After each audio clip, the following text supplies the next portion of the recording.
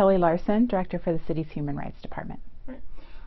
So what's the city's reaction to this ranking from the Human Rights Campaign?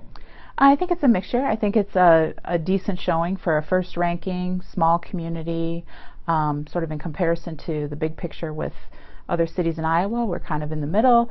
As far as the nationally, I know they said that a score above 75 was, I think, the top 25%. So that's good news. I think that that's good. At the same time, obviously, there are areas that we need to work on, and we want to continue to improve. So what are some areas you think the city will start to focus on as a result of this report? Well, one of the things that I really would like us to do is to hear more from the LGBT community locally on specific programming that might be needed. So the Human Rights Campaign focuses on some very specific ones that they ask about, and we'd like to know, are those issues that we should be looking at locally? Are there other needs that need to be addressed in terms of our local population? I am Morteo, President of Dubuque. Great. And so your reaction to the HRC's rankings and where it put Dubuque in terms of equality for LGBTQ people in the community? I think it's a great effort that they're doing to promote this. The rankings themselves I thought would have been a little lower personally, but I think we are coming a long way and doing really well. So. Okay. So what are some of the things you think Dubuque has been doing well, and where are some areas of improvement in terms of promoting equality and inclusivity for members of the LGBTQ community? I think Dubuque is definitely, the business community, organizations, and the city are asking questions, and we're starting to open new communications and more events and activities that we can be included with, as well as including our allied community.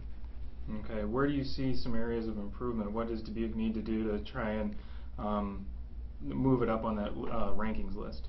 Keep asking questions and keep being involved. You can only do so much for the community if you're not out and about being a part of it. So everybody being a part of it and coming together to resolve issues and making the community better for everybody. Okay, and so what is it like to be, a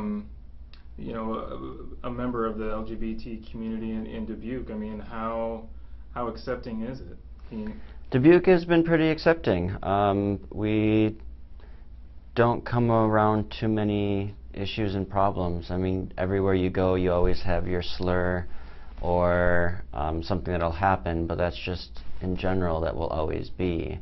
So, I mean, overall, we feel pretty safe in Dubuque, and we can be ourselves. Okay. And, we've seen a lot of talk about issues surrounding transgender people, specifically in the LGBTQ community, considering state legislation that you're seeing, for example, in North Carolina.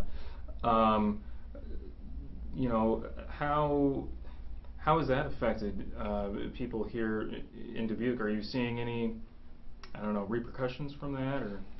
No repercussions. We've been seeing a lot of acceptance, and I think in general it's just being educated. A lot of people don't understand and know.